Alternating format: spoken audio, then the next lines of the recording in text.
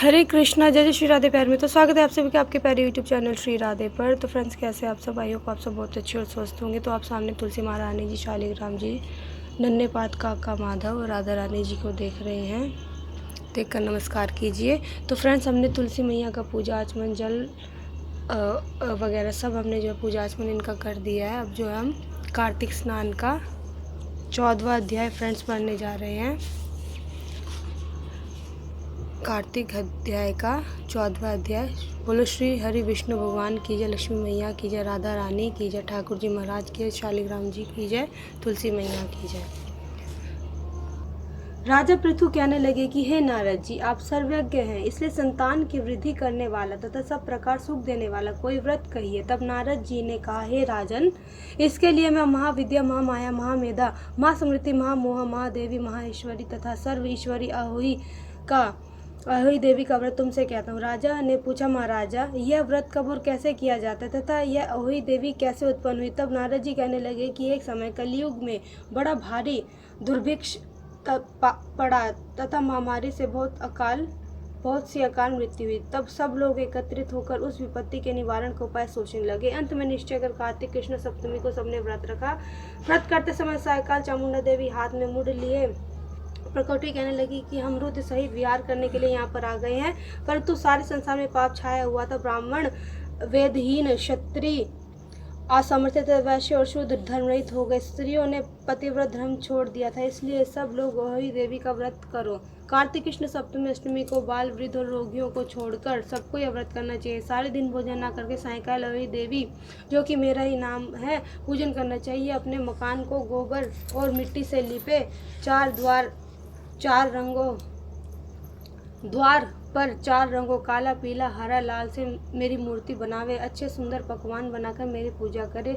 तभी एक धीवर की स्त्री कहने लगी कि ये माता, हम नीच लोगों का कर्तव्य भी बतलाए। तब देवी ने कहा कि तुम लोग मेरे भक्त हो, तो सब लोग मेरा पूजन करके मेरी संतान को पूजेंगे तो उनकी पूजा सफल होगी, अन्यथा नहीं। मेरी पूजा के बाद कुम्हारिन तथा मालिन की पूजा होगी। ऐसा कहकर देवी अंतर्ध्यान हो गई। नारद जी कहने लगे कि हे राजन, इस प्रकार देवी की कथा अनुसार सबने व्रत और पूजन किया। सबके संकट दूर हो गए, सारा संसार सुखी हो गया। राजा पृथु ने श्री नारद जी से पूछा कि मुने, कार्तिक मास तथा एकादशी तिथि सबसे उत्तम क्यों मानी गई है? तब नारद जी कहने लगे कि हे राजन,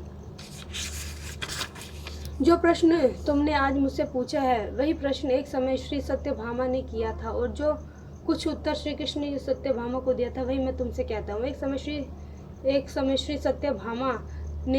भामा जी ने श्री कृष्ण जी से पूछा कि भगवान, जब सभी मास और तिथियां बराबर है, तब उनमें से कार्तिक मास व एकादशी तिथि उत्तम कैसे मानी गई है? तब कृष्ण जी ने कहा, हे प्रिय, समुद्र का पुत्र शंख नाम वाला एक दैत्य था। वह दैत्य इतना बलवान था कि उसने इंद्रादि देवताओं को स्वर्ग से निकालकर उनका स्थान स्वयं ले लिया। सब लोग उसके डर के मारे अपने बाल बच्चों से पर्वत की कंदराओं में चले गए। तब सब दैत्य ने सोचा कि मैंने देवताओं का स्थान तो ले लिया, लेकिन वो जीते नहीं गए।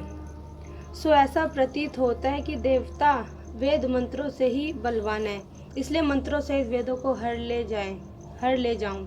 जब उसने ऐसा विचारा तो वेद डर के मारे समुद्र में चले गए। ब्रह्मादि सब देवता संसार को वेदहीन समझकर भगवान विष्णु की शरण में गए। उनको जगाने के लिए गीत वाद्य आदि क्रियाएं की। भगवान के जागने पर आवाहन, आसन, पाद्य, अर्घ, आचमन, स्नान, वस्त्र, यज्ञोपवीत, चंदन, पुष्प, धूप, दीप, नैवेद्य, पान, प्रदक्षिणा और नमस्कार, इन सब सामग्रियों से भगवान का पूजन किया। तब भगवान प्रसन्न होकर देवताओं को कहने लगे कि हे देवताओं, हम तुमसे अति प्रसन्न हैं, अतः शंख आदि दैत्यों को मारकर चारों वेदों को ले आएंगे। परंतु आज से वेद बीज मंत्रों सहित कार्तिक मास में जल में रहेंगे। अतः कार्तिक मास में जो कोई जल में स्नान करेगा उसको यज्ञ के अंत में समान फल मिलेगा, उसको समस्त विघ्न दूर हो जाएंगे। आप लोगों ने क्योंकि एकादशी के दिन हमको जगाया है, अतः सब तिथियों में एकादशी अधिक मान्य होगी। कार्तिक तथा एकादशी को व्रत हमको अति प्रिय है। नारद जी कहने लगे, राजन, इतना कहकर भगवान मछली का रूप धारण कर विंध्याचल में निवास करने वाले कश्यप जी की अंजुलि में आ गए। कश्यप जी ने उनको कमंडल में डाल लिया। जब कमंडल भर गया तो मत्स्य रूप होकर भगवान कहने लगे कि हमको कोई बड़ा स्थान दो। तब कश्यप जी ने घड़ा दिया। घड़ा भी भर गया तो उन्होंने कुएं में छोड़ दिया, परंतु भगवान धीरे धीरे बढ़ते रहे तो कश्यप जी ने उनको समुद्र में डाल दिया। जब भगवान समुद्र में भी बढ़ने लगे तब मत्स्य अवतार भगवान शंखासुर दैत्य को मारकर बद्री नारायण के आश्रम पर आए। यहाँ आकर भगवान ने देवताओं से कहा कि हमने शंखासुर को मार दिया। साथ ही ऋषियों ने कहा कि आप लोग जाकर समुद्र में से वेदों को ढूंढ लो, तब तक हम देवताओं सहित प्रयाग में निवास करेंगे। तब ऋषियों ने वेदों के 6 अंगों छंद, व्याकरण, कोश, वैदिक, ज्योतिष और स्मृति सहित तपोबल द्वारा समुद्र में से ढूंढ निकाला। जिस वेद का जो भाग जिस ऋषि को मिला तब से वह भाग उसी ऋषि का माना गया। फिर सब ऋषि इकट्ठे होकर देवताओं के पास आए। तत्पश्चात ब्रह्मादिक देवताओं ने यहाँ अश्वमेध यज्ञ किया। तब से प्रयाग तीर्थराज कहा जाने लगा। यहाँ पर स्नान, दान, यज्ञ आदि करने से अनेक जन्मों के पाप नष्ट हो जाते हैं। इस प्रकार कार्तिक माह का 14वां अध्याय समाप्त हुआ। तो फ्रेंड्स, कथा बहुत ही अच्छी थी। आशा करती हूँ आपको भी पसंद आई होगी।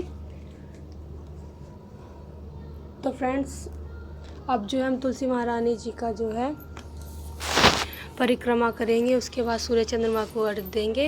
आशा करती हूँ आपको वीडियो पसंद आई होगी। अगर वीडियो पसंद आई हो तो वीडियो को लाइक, कमेंट, शेयर ज़रूर करना। चैनल को सब्सक्राइब करना, फ्रेंड्स एंड फैमिली में शेयर करना। तो चलिए फ्रेंड्स, मिलते हैं नेक्स्ट वीडियो में। तब तक के लिए हरे कृष्णा, जय जय श्री राधे।